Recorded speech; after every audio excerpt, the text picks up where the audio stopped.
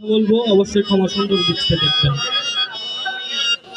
আসলে সাধকে একটা কথা বলছে বাবা, যে কানা সেও দেখতে পায়, যে ল্যাংড়া সেও হাঁটতে পারে, যে বোবা সেও কথা বলতে পারে, যে বয়রা সেও শুনতে পায়, যদি সাধু গুরু মহৎগণের কৃপা তার উপরে থাকে, গুরুজনের কৃপা যার উপরে আসে তার কোনো সময় আর ভয় থাকে না।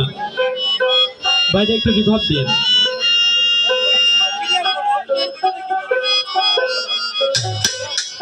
তো যাই হোক, ছোট করে একটি বন্দনা করব, বন্দনার পরে চলে যাব পাড়ার দিকে। দেখি আজকের যিনি শিষ্য আছেন তিনি অত্যন্ত গুণী একজন শিল্পী।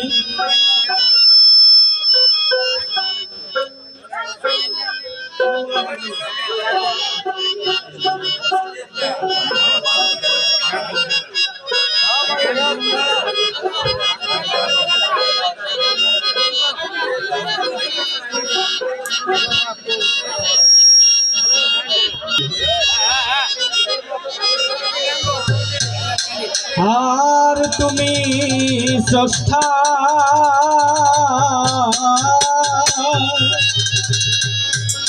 এই আমি সৃষ্টি,